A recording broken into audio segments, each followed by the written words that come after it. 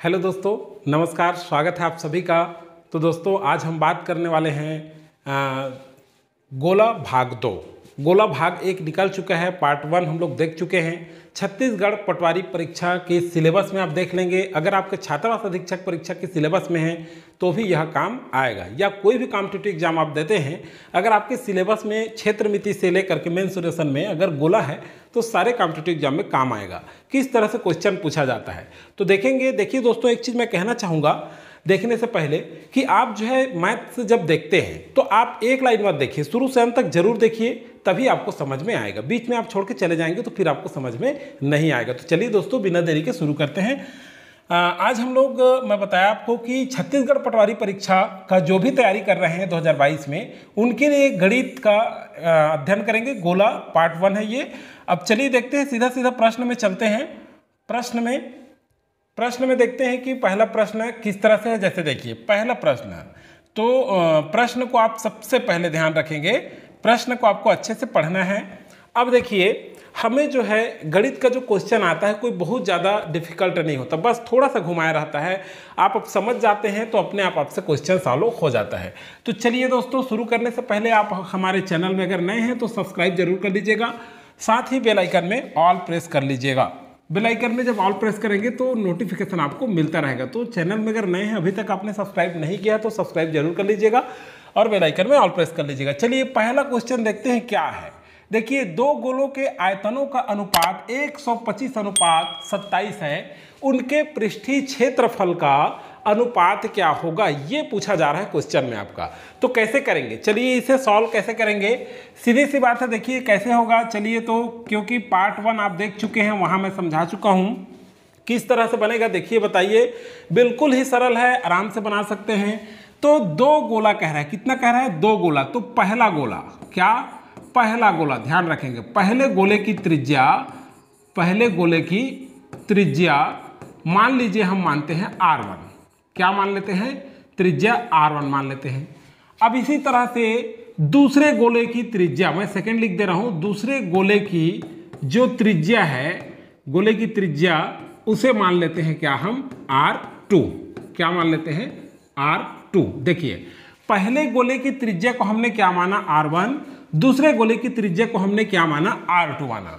अब देखिए, इनके आयतनों का अनुपात 125:27 है, उनके पृष्ठीय क्षेत्रफल का अनुपात क्या होगा, ये पूछ रहे हैं। तो देखिए, पहले गोले की त्रिज्या का अनुपात R1 है और दूसरे गोले की त्रिज्या का अनुपात R2 है। तो सीधा सीधा आपको मैं सॉल्व कराता हूं। सीधा सीधा हम देखेंगे पहले गोले का। आप देखिए, दो गोलों के आयतनों का अनुपात तो क्या है, दो गोलों के आयतनों का अनुपात मतलब पहले गोले का आयतन, ध्यान रखिएगा, पहला गोले का आयतन, पहले गोले का आयतन बटे दूसरे गोले का आयतन। क्या, दूसरे, अब इसी को मैं आयजन कर देता हूं, मतलब दूसरे गोले का आयतन, समझ जाएंगे। पहले गोले का आयतन और दूसरे गोले का आयतन बराबर कितना दिया है, इसको देख लीजिए। देखिए, दोनों का अनुपात कितना दिया है, तो 125:27, अनुपात मतलब होता है बटा, तो 125 बटा क्या हो जाएगा, 7। ये पहले गोले का अनुपात प्रश्नानुसार ही हम लोग सॉल्व कर रहे हैं। इसमें कह रहा है कि दो गोलों का अनुपात मतलब पहला गोले का आयतन और दूसरे गोले का आयतन का अनुपात कह रहे हैं। तो दोनों का अनुपात हम लोग देख रहे हैं, 125 बटा क्या हो गया, 7 हो गया। अब चलिए देखते हैं 125/7। अब देखते हैं पहले गोले का आयतन, तो पहले गोले की त्रिज्या आप क्या माने हैं, R1। तो ये फार्मूला लगा लीजिए, पहले गोले का आयतन, तो गोले का आयतन का सूत्र क्या है, 4/3 पाई R1 क्यूब, पूरे का बटा 4/3 पाई R2 क्यूब। ध्यान रखिएगा, ये R1 R2 क्योंकि देखिए, पहला गोले की त्रिज्या क्या माने हैं आप, R1, तो इसलिए R1 क्यूब किया हूं। दूसरे गोले का त्रिज्या हम क्या माने हैं, R2, तो यहां क्या किया हूं, R2। ठीक है दोस्तों, समझ में आ रहा होगा यहां तक आपको। अब चलिए आप कर लीजिए यहां पे 125 बटा क्या हो जाएगा, 7। अब देखिए 4/3 पाई इसमें भी है और 4/3 पाई इसमें भी, दोनों कैंसिल हो जाएगा। तो यहां बचेगा क्या, यहां देखिए R1 बटा R2। अब देखिए, इसमें भी क्यूब है, इसमें भी क्यूब है, तो मैं डायरेक्ट बता रहा हूं आपको। तो ये होल स्क्वायर क्यूब भी कर सकते हैं, इक्वल क्या हो जाएगा, 125। क्या हो जाएगा, 125 बटा क्या हो जाएगा, 7। यहां तक समझ में आया आपको। अब देखिए R1, अब क्या करेंगे, R1 बटे R2 बराबर ये जो क्यूब है, ये वाला जो क्यूब है, इसका मतलब क्या है, आप अंडर रूट क्यूब ले सकते हैं, 3 यहां कर सकते हैं और 125 बटा कितना कर सकते हैं, 7 कर सकते हैं। तो इसका सॉल्व कैसे होगा, सॉल्यूशन कैसे होगा, देखिए R1 बटे R2 इक्वल टू, यहां समझ में आया आपको मैं करने क्यों किया, क्योंकि यहां पे क्यूब है, तो इस क्यूब को इस रूप में भी हम लिख सकते हैं, अंडर रूट क्यूब 125 बटे 27 ये लिख सकते हैं। अब देखिए इसको सॉल्व कर लीजिए, ये 3 है तो यहाँ 3 लिखना है, 125 का क्यूब क्या होगा, तो 5 गुणा 5 गुणा 5 मतलब 5 पंछे 25, 25 पंछे 125, तोड़ेंगे तो बटा, अब क्या होगा, सॉरी ये 27 नहीं है, सॉरी 7 नहीं है, 27 है, इसे 27 कर लेंगे, क्या है ये 27 से 7 लिख दिए थे, ये क्या है 27 है। तो अब ये क्या होगा, 3 गुणा 3 गुणा 3, 3 3 9 3 27। तो देखिए क्या होगा, R1 बटे R2 बराबर हो जाएगा 5 बटे क्या हो जाएगा 3, कितना हो गया 5 बटे 3। अब देखिए दोस्तों यहां पर आपको समझ में आ रहा होगा कि R1 क्या निकला हमारा, पहला त्रिज्या क्या निकला, पहले गोले की त्रिज्या R1 क्या आया, यहां देखिए 5 आया, R1 बराबर क्या आया 5 और R2 बराबर क्या निकला हमारा 3। तो देखिए त्रिज्या तो निकल गया दोनों का, पहले गोले की त्रिज्या 5 आ गया, दूसरे गोले की त्रिज्या 3 आ गया। अब देखिए क्या कहता है, अब क्वेश्चन कहता है कि उनके पृष्ठीय क्षेत्रफल का अनुपात क्या होगा। मैं आपको समझाने के लिए हम लोग इतना लंबा जा रहे हैं, वैसे इतना लंबा आपको करना नहीं है, वहां तुरंत आप डायरेक्ट सॉल्व कर सकते हैं। तो चलिए देखिए पृष्ठीय क्षेत्रफल का अनुपात क्या होगा, तो पृष्ठीय क्षेत्रफल का क्या अनुपात होगा। तो अब क्या करेंगे, देखिए पहले पृष्ठीय क्षेत्रफल, पहला गोले का पृष्ठीय क्षेत्रफल, अब यहां हम लोग ज्ञात कर सकते हैं पहला गोला का पृष्ठीय क्षेत्रफल। तो देखिए सबसे पहले तो ये कर ले आप कि R1 बराबर हम क्या मान लेते हैं 5x, R1 बराबर क्या मान लेंगे 5x। तो पहले गोले का पृष्ठीय क्षेत्रफल बटे दूसरा गोले का पृष्ठीय क्षेत्रफल, दूसरा गोले का पृष्ठीय तल लिख लीजिए, पृष्ठीय तल, पहले गोले का पृष्ठीय तल और दूसरा गोले का पृष्ठीय तल, तो बराबर क्या हो जाएगा। अब देखिए R1 बराबर हम क्या मान रहे हैं, यहाँ पर R1 बराबर 5x मान रहे हैं, ये x आया है तो मान रहे हैं हम 5x मान रहे हैं, और R2 बराबर क्या मान रहे हैं हम लोग 3x मान रहे हैं, कितना मान रहे हैं 3x। तो देखिए पहला गोला का पृष्ठीय तल बटे दूसरा गोले का पृष्ठीय तल, मतलब पहला गोले का क्या माने 5x बटे 5x का स्क्वायर हो जाएगा बटे 3x का स्क्वायर कर दीजिए, मतलब पहला गोले का पृष्ठीय क्षेत्रफल मतलब 4 बटे 3 पाई R1 क्यूब, सॉरी ये नहीं है तो आयतन है, ये हो जाएगा 4 पाई R1 स्क्वायर बटे 4 पाई R2 स्क्वायर। ये समझ में आ रहा है, तो इसको भी क्या कर दिए हम लोग स्क्वायर कर दिए। अब ध्यान रखिएगा 5x स्क्वायर बटे क्या है 3x स्क्वायर है, 5x स्क्वायर बटे क्या है 3x स्क्वायर है। तो आप क्या करेंगे, आप 5 पंछे 25 बटा 3 तिया क्या हो जाएगा 9, ये x वर्ग हो जाएगा ये, और ये भी x वर्ग हो जाएगा, x वर्ग से क्या हो गया कैंसल हो गया। इसके बाद बचा क्या हमारे पास 25 बटे 9, तो 25 बटा 9 मतलब 25:9। तो ये जो आपके ऑप्शन में रहेगा यही आपका क्या हो जाएगा आंसर हो जाएगा। तो ये दोस्तों आपको समझ में आ गया होगा, इसी तरह से आपको सॉल्व करना है, इसी तरह से ही क्वेश्चन होता है। आप अभ्यास करिए, देखिए फार्मूला आप मत रटिए, फार्मूला आपको रटने की कोई आवश्यकता नहीं है। आप जो है इस तरह से जो क्वेश्चन दिया है उसे आप आराम से बना सकते हैं। अब चलिए देखते हैं सेकेंड क्वेश्चन। सेकेंड क्वेश्चन देखते हैं, सेकेंड क्वेश्चन क्या है, देखिए सेकेंड क्वेश्चन, देखिए एक ठोस गोले की त्रिज्या कितना है 12 सेंटीमीटर है, इस गोले से 6 सेंटीमीटर त्रिज्या, मतलब डबल हो गया है, एक बार पढ़ेंगे यहां भी हो गया वही, 6 सेंटीमीटर त्रिज्या के कितने गोले बनाए जा सकते हैं, ये क्वेश्चन है आपका। तो देखिए इस तरह से क्वेश्चन बड़ा अच्छा क्वेश्चन है, इस तरह से क्वेश्चन पूछा जाता है। तो ठोस गोले की त्रिज्या क्या दिया है यहां पे लिख लीजिए आप लोग, ठोस गोले की त्रिज्या, ठोस गोले की त्रिज्या, ठोस गोले की त्रिज्या क्या दिया है, ठोस गोले की त्रिज्या, त्रिज्या बराबर क्या r, क्या दिया है 12 सेंटीमीटर। कितना दिया है? 12 सेंटीमीटर। तो लिख लीजिए ठोस गोले की त्रिज्या कितना दिया है? 12 सेंटीमीटर। इस गोले से अब देखिए गोले का आयतन निकाल लीजिए। ठोस गोले की त्रिज्या यहां दिया है तो यहां गोले का आयतन निकाल लीजिए। गोले का आयतन, तो गोले का आयतन क्या होगा? आयतन बराबर होता है 4/3 पाई आर क्यूब।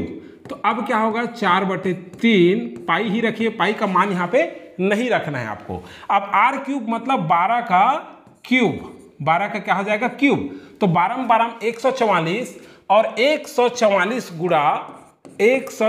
गुणा 12 कर दीजिए। तो 12 चौक 48 की 8, 2 12 चौक 48, 12 चौक 48 की 8 और हाथ की लाया 4, 12 चौक 48, 4 52 की 2, हाथ की लाया 5, 12 कम 12 5 17। तो ये हो जाएगा 1728।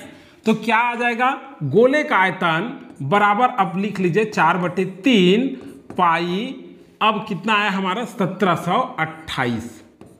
सॉरी ये क्या है? 17 लिख लेंगे, 1728 है ये। तो ये आ गया आपका गोले का आयतन 1728 घन सेंटीमीटर। ध्यान रखिएगा ये है आपका बड़े गोले। पहले जो गोला है, जो शुरू में हम लोग गोला निकाले हैं, एक ठोस गोला कह रहे हैं, उसकी त्रिज्या तो पहले गोले का हम निकाल लिए। क्या निकाल लिए? 4/3 पाई 1728 घन सेंटीमीटर। ये आ गया। अब देखिए इस गोले को, इसी बड़े गोले को ध्यान रखेंगे, इसी ठोस गोले को कह रहा है अब 6 सेंटीमीटर वाले, 6 सेंटीमीटर की त्रिज्या वाले कितने गोले बनाए जा सकते हैं? तो बड़ा गोला तो है अपने पास। अब इस बड़े गोले में से 6 सेंटीमीटर का कितने गोले बनाए जा सकते हैं? तो अब देखिए गोले का आयतन, मान लीजिए छोटे गोले का आयतन, क्या? छोटे गोले का आयतन। तो छोटे गोले का आयतन बराबर लिख सकते हैं आप, बराबर वही होगा 4/3 पाई आर क्यूब। ये छोटे गोले का आयतन हो गया। अब देखिए क्या कहता है कि मान लीजिए बड़े गोले में से बना रहे हैं, तो बड़े गोले का आयतन क्या होगा? बड़े गोले का आयतन बराबर n गुणा छोटे गोले का आयतन।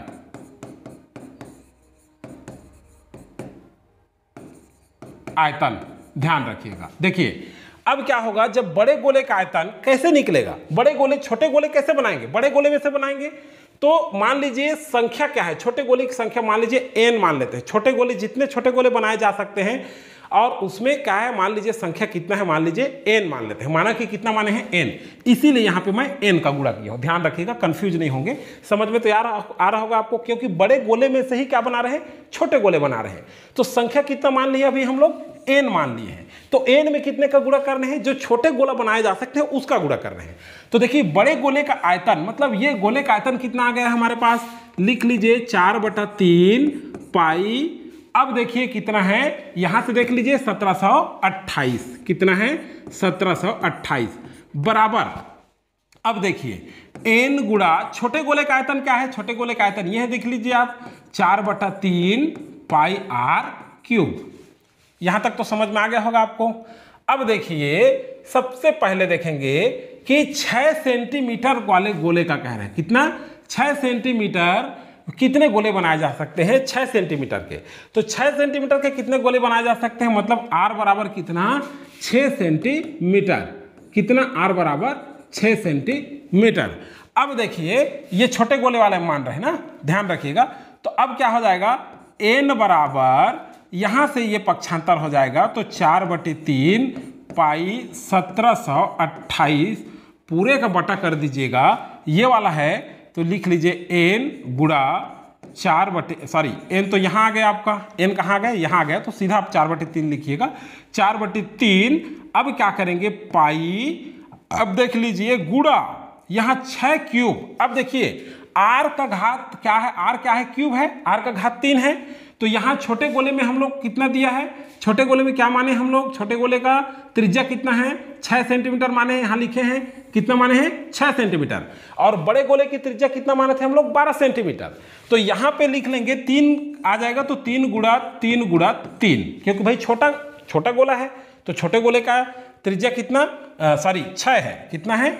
6 है। इसको 6 लिख लेंगे, 3 लिख दिया था मैं, 6 लिख लेंगे, 6 है, क्योंकि यहाँ दिया हुआ है ना 6 सेंटीमीटर। तो ये कितना हो गया? 6 सेंटीमीटर।